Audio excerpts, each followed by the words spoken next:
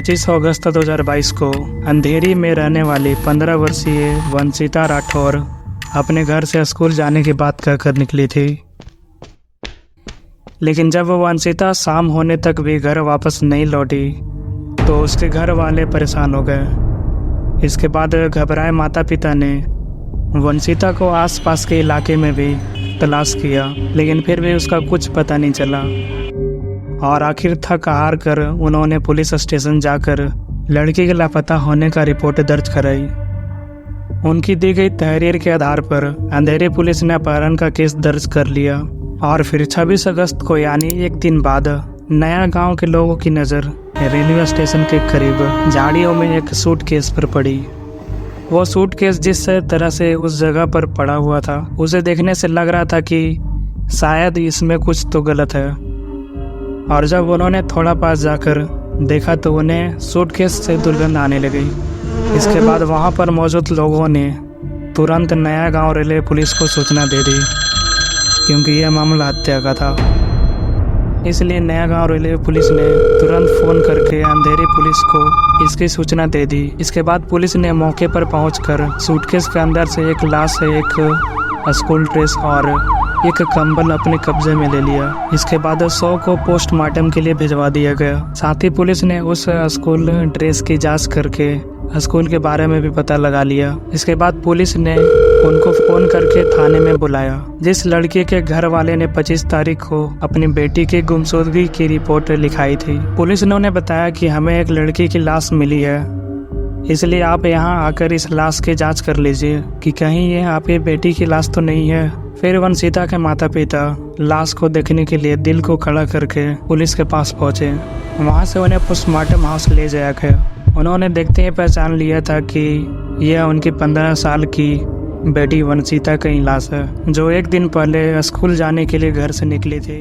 वंशिता के माता पिता का रो रो कर बुरा हाल था। पुलिस ने उनको तसल्ली दिया और उनसे कहा कि आपकी बेटी को तो हम वापस नहीं ला सकते, लेकिन हम उसके कातिल को बहुत जल्द पकड़ लेंगे। इसके बाद पुलिस ने उनसे पूछा कि क्या आपको किसी पर शक है जिसने आपकी बेटी की हत्या की हो, या आपकी किसी से कोई दुश्मनी तो नहीं थी। जैसे ही पुलिस ने उनसे यह सवाल पूछा तो घर वाले ने तुरंत जवाब दिया कि हाँ, हमें एक लड़के पर शक है, क्योंकि वो लड़का हमारी बेटी को परेशान करता था और हमें शक ही नहीं बल्कि पूरा यकीन है कि उसने वंशिता की हत्या की होगी, क्योंकि कुछ दिन पहले उन्होंने उस लड़के को बहुत डांटा फटकारा था और उसे चेतावनी भी दी थी कि अगर कभी उसने हमारी बेटी से दोबारा मिलने की कोशिश की तो तुम्हारे लिए अच्छा नहीं होगा। इसलिए हो सकता है उस लड़के ने ही वंशिता की हत्या की होगी। उन्होंने पुलिस को बताया कि उस लड़के का नाम संतोष मकवाना है। साथ ही लड़के के घर वालों ने पुलिस को संतोष का मोबाइल नंबर भी दे दिया और उसके घर का एड्रेस भी बता दिया था। इसके बाद पुलिस ने संतोष मकवाना के बारे में और ज्यादा जानकारी जुटाने की कोशिश की। साथ ही पुलिस की एक टीम ने संतोष मकवाना के घर पर छापा मारा, लेकिन संतोष वहां पर नहीं था और जो नंबर वंशिता के घर वालों ने पुलिस को बताया था वो नंबर भी स्विच ऑफ आ रहा था। यह तो जाहिर सी बात है, जो सस्पेक्ट है वह बचने के लिए अपना मोबाइल तो स्विच ऑफ कर ही देगा। और पुलिस के लिए यह एक बड़ा झटका था, क्योंकि पुलिस को यह समझ नहीं आ रहा था कि जब उसका मोबाइल भी स्विच ऑफ है तो ऐसे में संतोष को कैसे पकड़ा जाए और कैसे उस तक पहुंचा जाए। अब मुंबई पुलिस के सामने एक बड़ा चैलेंज था। इसके बाद पुलिस ने उस मोबाइल नंबर को सर्विलांस पर लगा दिया, ताकि अगर वह मोबाइल किसी समय किसी भी जगह पर ऑन हो तो उसके बारे में पुलिस को तुरंत जानकारी मिल जाए। और फिर पुलिस के इस प्रयास पर परिणाम बहुत जल्दी सामने आ गया। 27 अगस्त को पुलिस ने देखा कि संतोष का मोबाइल केवल 10 सेकंड के लिए ऑन हुआ था। जैसे ही पुलिस को पता चला कि मोबाइल ऑन हुआ है तो पुलिस ने तुरंत यह पता लगाया कि यह मोबाइल फ़ोन किस जगह ऑन हुआ था। लेकिन जब पुलिस ने सर्विस प्रोवाइडर से और दूसरे रिसोर्सेज से पता किया कि यह फ़ोन नंबर कहां पर ऑन हुआ है, तो उन्होंने बताया कि यह फ़ोन मुंबई में नहीं है बल्कि गुजरात की राजधानी अहमदाबाद में है। इसके बाद यह पता लगाया गया कि अहमदाबाद में किस जगह है और उसके टावर की लोकेशन क्या है। पुलिस को पता चला कि अहमदाबाद में रेलवे स्टेशन का जो टावर है, उस टावर से यह मोबाइल फ़ोन मात्र 10 सेकंड के लिए कनेक्ट हुआ था और फिर स्विच ऑफ हो गया था। लेकिन जब यह फ़ोन ऑन हुआ था तो वह 5 बजे का समय था। अब पुलिस को लगने लगा था कि हो सकता है संतोष मकवाना और विशाल यह दोनों किसी ट्रेन में बैठकर मुंबई से अहमदाबाद पहुंचे हो और अहमदाबाद में उतरकर कहीं छिपने की कोशिश कर रहे हैं। लेकिन एक सेकेंड, अब आप लोग यह सोच रहे होंगे कि अभी यह विशाल नाम का शख्स कौन है।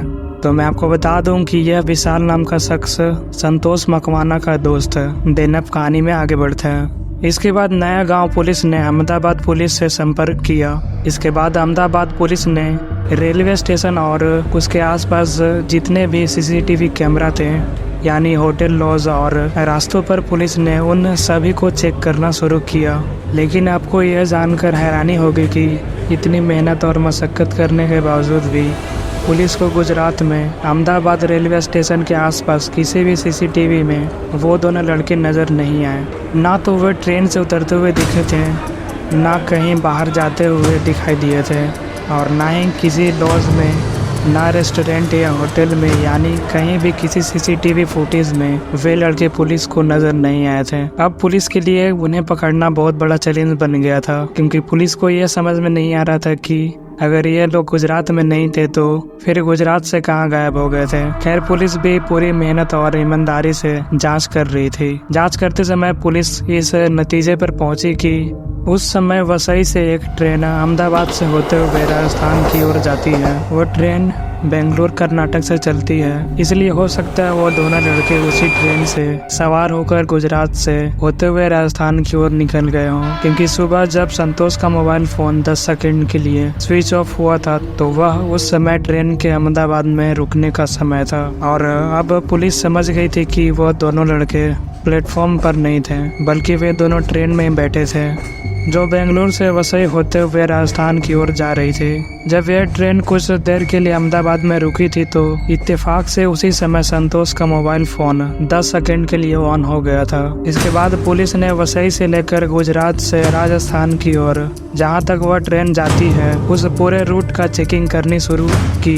पुलिस ने जब वसई रेलवे स्टेशन के कैमरा को खंगाला तो उन्हें वहां से एक महत्वपूर्ण जानकारी मिली। सीसीटीवी फुटेज में पुलिस ने देखा कि वह दोनों लड़के वंशिता की हत्या वाले दिन ट्रेन में चढ़ते हुए सीसीटीवी कैमरा में साफ नजर आ रहे थे। संतोष और विशाल इंजन के पिछले वाले डब्बे में बैठे हुए थे, और जब पुलिस को इस जांच में एक महत्वपूर्ण सुराग मिल चुका था जिसमें पुलिस को यह पता चल गया था कि वह दोनों कौन सी ट्रेन से और किस डब्बे में सवार हुए थे। नया गांव पुलिस ने यह सारी जानकारी अहमदाबाद और उसके आगे जितने भी रेलवे स्टेशन थे उन सभी रेलवे स्टेशन की पुलिस को दे दी थी, और उनसे कहा था कि आप लोग सीसीटीवी फुटेज चेक कीजिए, हो सकता है उनमें से कोई लड़का आपको नजर आ जाए। उस इलाके में जितने भी रेलवे स्टेशन थे पुलिस वहां के सीसीटीवी कैमरा को चेक करती रही, लेकिन काफी कोशिश करने के बावजूद भी कोई फायदा नहीं हुआ। फिर मुंबई पुलिस ने सोचा कि आखिर ये दोनों लड़के अहमदाबाद गुजरात से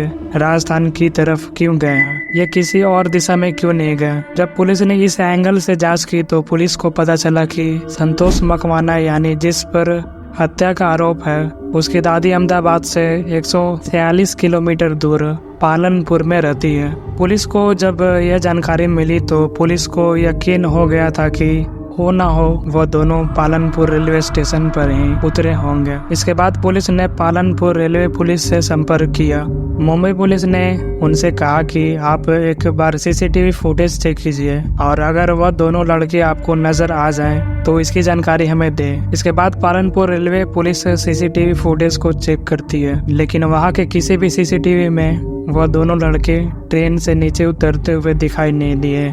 ये भी हो सकता है कि शायद सीसीटीवी कैमरे का एंगल कुछ ऐसा रहा हो, वो लड़के कैमरे में कैप्चर ना हुए हो, या फिर वे दोनों ट्रेन से उतरकर किसी और रास्ते से निकल गए हो और पुलिस को पता भी ना चला हो। इसके बाद मुंबई पुलिस की एक टीम पालनपुर पहुंची और उन्होंने संतोष की दादी के घर पर छापा मारा, लेकिन संतोष वहां भी नहीं मिला। इसके बाद दादी से और घर के अन्य लोगों से भी पूछताछ की गई, लेकिन संतोष की दादी ने साफ इनकार कर दिया।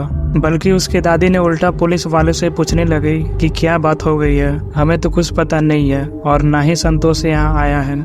लेकिन पुलिस को संतोष के दादी के बातचीत करने के तरीके से उन पर शक हो रहा था कि शायद यह बुजुर्ग महिला अपने पोते को बचाने के लिए झूठ बोल रही हो। लेकिन जब तक संतोष के खिलाफ कोई ऐसा सबूत ना मिल जाता तब तक पुलिस उस बुजुर्ग महिला के खिलाफ भी कोई कार्रवाई नहीं कर सकती थी और ना ही जरूरत से ज्यादा सख्ती कर सकती थी, क्योंकि यह भी तो हो सकता है कि उसकी दादी सही बोल रही हो। खैर कई दिन बाद जब पुलिस को लगा कि अब मामला थोड़ा ठंडा पड़ चुका है तो पुलिस ने एक बार फिर से उसकी दादी के घर पर जाकर देखा, लेकिन इस बार पुलिस को फिर निराशाएं हाथ लगी, क्योंकि वहां पर ना तो संतोष मिला और ना ही उसका दोस्त विशाल। इधर उसकी दादी ने जवाब दिया कि उसे नहीं पता कि संतोष कहाँ है, आप लोग पता नहीं क्यों आकर हमें परेशान कर रहे हैं। इसके बाद मुंबई पुलिस निराश होकर पालनपुर से वापस लौटने की तैयारी कर रही थी कि तभी पुलिस के पास एक गुमनाम नंबर से फोन आया और उस फोन करने वाले व्यक्ति ने बताया कि करीब 20 से 22 साल के 2 लड़के उन्होंने पालनपुर में उसी महिला के घर में देखे हैं, जिस महिला के घर पुलिस टीम 2 बार छापेमारी करके नाकाम लौट चुकी है। पुलिस ने उस आदमी से पूछा कि आप कौन हो। शुरू में तो वह पुलिस को अपने बारे में कुछ भी बताने से इनकार कर रहा था, लेकिन जब पुलिस ने उसे भरोसे में लिया तो उसने अपने पहचान बता दी। दरअसल उस व्यक्ति का संतोष की दादी से प्रॉपर्टी को लेकर कुछ झगड़ा चल रहा था। यानी एक तरह से देखा जाए तो पुलिस को जिस व्यक्ति ने फोन किया था वह व्यक्ति संतोष की दादी का दुश्मन था और अब उसको लगा कि बदला लेने का यह मौका सही है। उसने यही सोचकर पुलिस को फोन करके सूचना दे दी थी। सूचना मिलते ही पुलिस ने एक बार फिर संतोष की दादी के घर पालनपुर में गई। इस बार संतोष और विशाल दोनों पुलिस के हत्थे चढ़ गए और इस तरह संतोष और विशाल को पुलिस ने पालनपुर से अरेस्ट कर लिया। उन दोनों को अरेस्ट करने के लिए पुलिस को 34 दिनों तक की कड़ी मेहनत करनी पड़ी थी। हजारों किलोमीटर का सफर तय करना पड़ा था।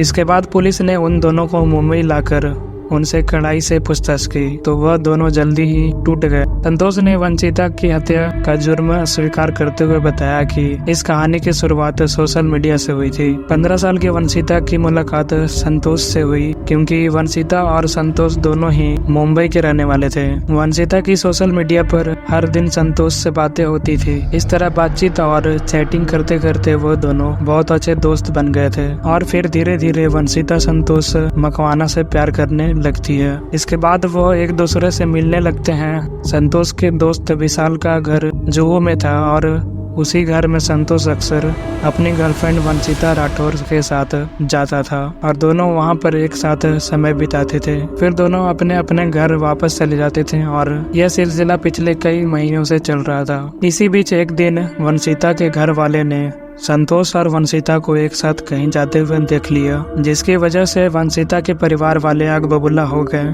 उन्हें लगता था कि उसकी बेटी को संतोष ने बहका दिया है और बहला फुसलाकर उसे अपने साथ लेकर घूम रहा है। तो इस बात पर लड़की के घर वाले बहुत गुस्सा हो गए और जिसके चलते उन्होंने संतोष की अच्छी तरह पिटाई कर दी और उसे बहुत जलील किया, वो भी उसकी गर्लफ्रेंड वंशिता के सामने। उस दिन संतोष खून का घूंट पीकर रह गया था, लेकिन उसने मन ही मन सोच लिया था कि वह इस अपमान का बदला जरूर लेगा। इधर वंशिता ने भी अब उससे पूरी तरह से दूरी बना ली थी। ना तो अब वह उससे मिलने आती थी और न ही उससे फोन पर बात करती थी, जिसकी वजह से संतोष और भी ज्यादा परेशान हो गया था। इसके बाद संतोष अपनी गर्लफ्रेंड वंशिता से आखिरी बार मिलने को कहता है कि प्लीज मुझसे आखिरी बार मिल लो। संतोष ने कहा कि मैं जानता हूँ तुम्हारे घर वाले तुम पर पाबंदी लगा दी है, मेरे साथ भी तो उन्होंने मारपीट की थी, लेकिन फिर भी मैं चाहता हूँ कि हमारा प्रॉपरली ब्रेकअप हो। वंशिता मिलना तो नहीं चाहती थी, लेकिन जब संतोष बहुत ज़्यादा दबाव बनाने लगता है तो वंशिता मान जाती है कि ठीक है, मैं आखिरी बार तुमसे मिलने के लिए आती हूँ, लेकिन ये आखिरी बार होगा क्योंकि मैं अपने परिवार वालों के खिलाफ नहीं जा सकती। उधर वंशिता के घर वाले अपनी बेटी को ढूंढ रहे थे क्योंकि वंशिता स्कूल जाने के लिए घर से निकली थी। इधर संतोष उससे अपने दोस्त विशाल के जुगू वाले घर पर लेकर आ जाता है, जहाँ वह पहले मिला करते थे। इसके बाद संतोष वंशिता को मनाने की बहुत कोशिश करता है, लेकिन वंशिता हर बार एक ही जवाब देती है कि वह अपने घर वालों के खिलाफ नहीं जा सकती। इधर संतोष भी वंशिता को छोड़ने के लिए तैयार नहीं होता है। उसके मन में बदले की आग तो पहले ही भड़क रही थी, फिर भी वह चाहता था कि हमारा रिलेशनशिप पहले की तरह ही चलता रहे। लेकिन वंशिता संतोष की पिटाई के बाद बहुत ज्यादा घबरा गई थी और वह तय कर चुकी थी कि अब वह संतोष के साथ रिलेशनशिप में नहीं रह सकती। बस इसी बात को लेकर वंशिता और संतोष के बीच झगड़ा बढ़ जाता है। और संतोष ने तो पहले ही यह सोच कर आया था कि अगर वंशिता ने उसे मिलने से इनकार किया तो वह उसे जान से मार डालेगा, इसलिए वह चाकू भी अपने साथ लेकर आया था। इसके बाद उसने अपनी जेब से चाकू निकालकर वंशिता पर ताबड़तोड़ वार करना शुरू कर दिया। और जब वो अपनी गर्लफ्रेंड पर हमला कर रहा था तब उसका दोस्त विशाल भी पास वाले कमरे में ही मौजूद था। जैसे ही विशाल ने चीखने चिल्लाने की आवाज सुनी तो वह भी कमरे से बाहर आ गया। इसके बाद विशाल ने वंशिता को पकड़ा और संतोष ने ताबड़तोड़ चाकू से वार करके वंशिता की हत्या कर दी। इसके बाद उन्होंने वंशिता की ड्रेस को चेंज कर दिया ताकि वंशिता के कपड़े से उसकी पहचान न हो पाए, इसलिए उन्होंने वंशिता को विशाल के कपड़े पहना दिए। क्योंकि विशाल के घर में हत्या हुई थी तो उसी के कपड़े पहना दिए। इसके बाद उन्होंने एक बड़े से सूटकेस में उसकी लाश भर दी, लेकिन इसे इसकी बेवकूफ़ी समझ लीजिए। जिस पहचान को छिपाने के लिए उन्होंने लड़की के कपड़े को बदले थे वह सारे कपड़े भी उन्होंने उसी सूटकेस में डाल दिए थे जिस सूटकेस में उन्होंने वंशिता की लाश को रखी थी। और फिर उस सूटकेस को उन्होंने अच्छी तरह से पैक किया। इसके बाद वह दोनों उसकी लाश को ठिकाने लगाने के लिए निकल गए। पहले वो अंधेरी पहुंचे और अंधेरी से विरार की ओर जाने वाली लोकल ट्रेन में सवार हो गए। इसके बाद वह दोनों मुंबई में विरार के रास्ते पर नया गांव में उतर गए। नया गांव में उतरने के बाद वह दोनों वहां से थोड़ा और आगे परेरा नगर में पहुंच गए। वहां पर उनको घने जंगल दिखाई दिए क्योंकि वह जगह आबादी से थोड़ी दूर पर थी, इसलिए उसी जंगल में उन्होंने उस सूटकेस को फेंक दिया जिसमें वंशिता की लाश थी। सूटकेस को फेंकने के बाद संतोष और विशाल दोनों फिर से वापस रेलवे स्टेशन पर आए और ट्रेन में बैठकर वहां से पालनपुर के लिए निकल गए। विशाल और संतोष के इस पूरे बयान के आधार पर उनके खिलाफ चार्जशीट तैयार की गई। इसके बाद उन्हें कोर्ट में पेश किया गया जहां से उन्हें जेल भेज दिया गया। हालांकि यह केस अभी भी कोर्ट में चल रहा है और दोनों अपराधियों को कोर्ट द्वारा कड़ी से कड़ी सजा दी जाएगी।